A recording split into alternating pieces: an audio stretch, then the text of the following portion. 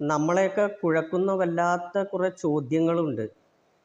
ഈ ദൈവത്തിൻ്റെ പേരിൽ, ഈ കുലദേവതയുടെയൊക്കെ പേരിൽ, ഈ കുലദൈവങ്ങളുടെയും പരദേവതകളുടെയൊക്കെ പേരിൽ ഒരുപാട് മൃഗങ്ങളെ കൊന്നു തള്ളുന്നു എന്നുള്ളത്, ഒരുപാട് രക്തം ചിന്തുന്നു, മദ്യം കൊടുക്കുന്നു, ഇത്തരത്തിലുള്ള ആചാരങ്ങൾ ഒക്കെ ദുരാചാരങ്ങളാണെന്നും ഇതൊക്കെയാണോ നമ്മുടെ വിശ്വാസങ്ങളെന്നും ഉള്ള കുറേ ചോദ്യങ്ങൾക്ക് മുന്നിൽ നമ്മൾ പല കാലത്തും പകച്ചു നിൽക്കുകയാണ് ഉണ്ടായിട്ടുള്ളത്.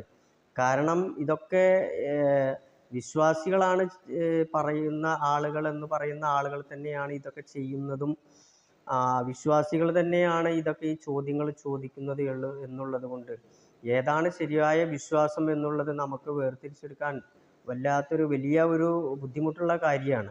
കാര്യം മറ്റെന്ത് കാര്യത്തിൽ നമ്മൾ അഭിപ്രായങ്ങൾ പറയുമ്പോഴും നമ്മൾ ഈ വിശ്വാസപരമായിട്ടുള്ള കാര്യങ്ങളിൽ അഭിപ്രായം പറയുന്നത് വലിയൊരു അപകടം ക്ഷണിച്ചു വരുത്തുന്ന ഒരു വിഷയമാണ്. അതുകൊണ്ട് ശരിയായ ബോധവൽക്കരണവും അറിവും തന്നെയാണ് ഇതിൽ മുഖ്യം. നമ്മളെ വിശ്വാസത്തിലപ്പുറം നമുക്ക് നാം ചെയ്യുന്ന കാര്യങ്ങൾ, കർമ്മങ്ങൾ, നാം വിശ്വസിക്കുന്ന കാര്യങ്ങളിലൊക്കെ കുറച്ചെങ്കിലും ഒരു അറിവ്, ഒരു ജ്ഞാനം, ഇത്തരം കാര്യങ്ങൾ കുറച്ചൊക്കെ നമുക്ക് ഉണ്ടാവേണ്ടതുണ്ട് എന്നുള്ളതാണ് ഇതിൻ്റെ വലിയൊരു പ്രധാനപ്പെട്ട യാഥാർത്ഥ്യം. ആ വെളിച്ചത്തിലേക്ക് നമ്മളൊക്കെ മാറി ആ വെളിച്ചത്തിൽ നിന്ന് കിട്ടുന്ന ചില കാര്യങ്ങളും കൂടെ നമ്മൾ ഉൾക്കൊണ്ട് വേണം നമുക്ക് നമ്മുടെ കുലദേവതകളെയും അതുപോലെ നമ്മളെ വിശ്വാസങ്ങളെയും ആചാരങ്ങളെയും ഒക്കെ കൊണ്ടുപോകാൻ. അപ്പോൾ നമ്മൾ ഈ പരോപകാരമേ പുണ്യം പാപമേ പരപീഡനം എന്നൊക്കെ പറഞ്ഞുകൊണ്ട്, അഹിംസ എന്നൊക്കെ പറഞ്ഞുകൊണ്ട് നമ്മൾ ഈ ദൈവത്തിൻ്റെ പേരിൽ ഇത്തരത്തിലുള്ള കാര്യങ്ങൾ ചെയ്തുകൊണ്ട് മുന്നോട്ട് പോകുമ്പോൾ വലിയൊരു പ്രതിസന്ധി നമ്മുടെ സമൂഹത്തിന് സൃഷ്ടിക്കുകയാണ് മറ്റുള്ളവർ. അപ്പോൾ അവർക്കത് നോക്കി ചിരിക്കാനും കളിയാക്കാനുമുള്ള ഒരു അവസരം കൂടെയാണ്. അപ്പോൾ പിന്നെ നമ്മൾ ഇത്തരം വിഷയങ്ങൾ നമ്മൾ കൈകാര്യം ചെയ്യുന്ന സമയത്ത് നമ്മുടെയൊക്കെ കുലദൈവങ്ങൾ അല്ലെങ്കിൽ നമ്മുടെയൊക്കെ ദേവതകൾ അവരൊക്കെ നമ്മളോട് വന്ന് പറഞ്ഞിട്ടുള്ളതാണോ ഇത്തരം കർമ്മങ്ങളൊക്കെ ചെയ്യണമെന്നുള്ളത്? ഇതൊക്കെ നമ്മുടെ പൂർവികർ അവർക്ക് അന്ന് എന്താണോ അവർക്ക് ഇഷ്ടപ്പെട്ടത്, അവർക്ക് എന്താണോ അന്ന് ചെയ്യാൻ തോന്നിയത്, അതവർ ചെയ്തു എന്നുള്ളതാണ് യാഥാർത്ഥ്യം.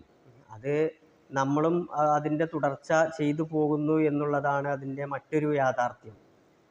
ഇത് രണ്ടും കൂട്ടിയിണക്കി കൊണ്ടുപോകുമ്പോൾ പൂർവികർ ചെയ്ത അതേ ആചാരങ്ങൾ മുന്നോട്ട് കൊണ്ടുപോവുക എന്നുള്ള വലിയൊരു ചോദ്യം അവിടെ നിൽക്കുകയാണ്.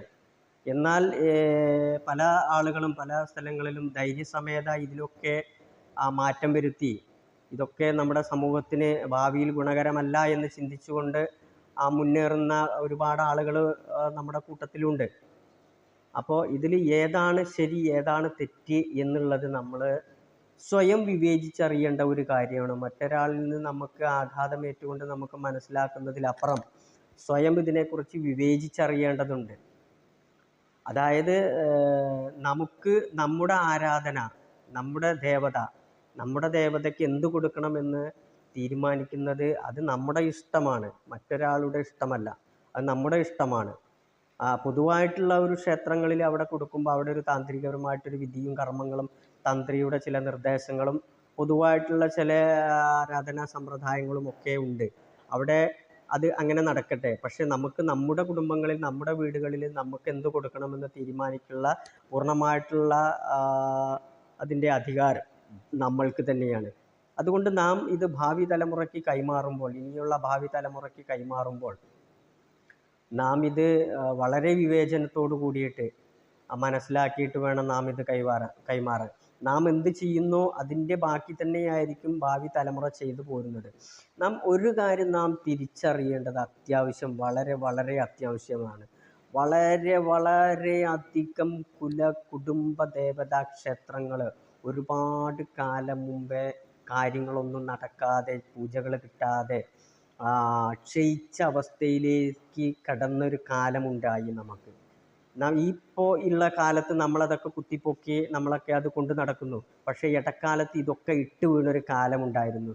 എന്തുകൊണ്ട് ഇത് ഇട്ട് വീണ് നമ്മുടെ കുടുംബങ്ങളൊക്കെ നാശത്തിൻ്റെ വക്കിലെത്തി, കുലങ്ങളൊക്കെ നശിച്ചുപോയി, പരമ്പരകളൊക്കെ നശിച്ചുപോയി, രോഗങ്ങളും ദുരിതങ്ങളും പ്രശ്നങ്ങളും മുഴുവൻ, കലഹങ്ങളും അപകടങ്ങളും മരണങ്ങളും ദുർമരണങ്ങളൊക്കെ നമ്മുടെ കുലത്തിലും നമ്മളെ പരദേവത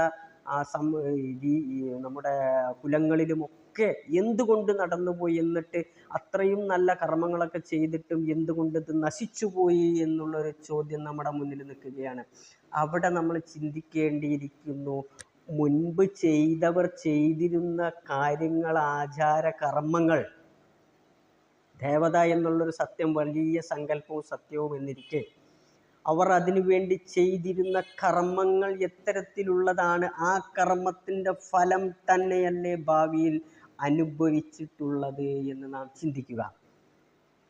അപ്പം നല്ല അനുഭവമാണെങ്കിൽ നമ്മൾ നല്ല രീതിയിൽ തന്നെ ആ രീതിയിൽ തന്നെ മുന്നോട്ട് പോവുക. അല്ല, നമ്മുടെ അനുഭവം നേരെ മറിച്ചാണെങ്കിൽ നാം ആ ഒരു ആചാരവും കർമ്മവും കൊണ്ട് മുന്നോട്ട് പോകുന്നതിൽ യാതൊരർത്ഥവുമില്ല.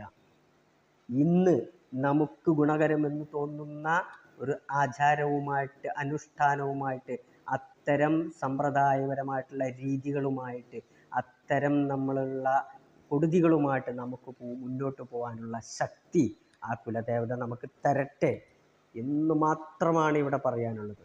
നമ്മുടെ ചരിത്രം നമ്മൾ പരിശോധിച്ച് നമ്മുടെ അനുഭവം എന്താണ്, മുൻ തലമുറയുടെ അനുഭവം എന്താണെന്ന് നാം മനസ്സിലാക്കി വിലയിരുത്തി, അവർ ചെയ്തിരുന്ന കർമ്മങ്ങൾ എന്താണെന്ന് നാം മനസ്സിലാക്കി, അതിനവർക്ക് കിട്ടിയിട്ടുള്ള ഫലം ഗുണമോ ദോഷമെന്ന് മനസ്സിലാക്കി, അതിൽ നിന്ന് വിവേചിച്ചറിഞ്ഞുകൊണ്ട് മാത്രം നമുക്ക് മുന്നോട്ട് പോയാൽ ഇവിടെ യാതൊരു പ്രശ്നങ്ങളും ഉണ്ടാവില്ല.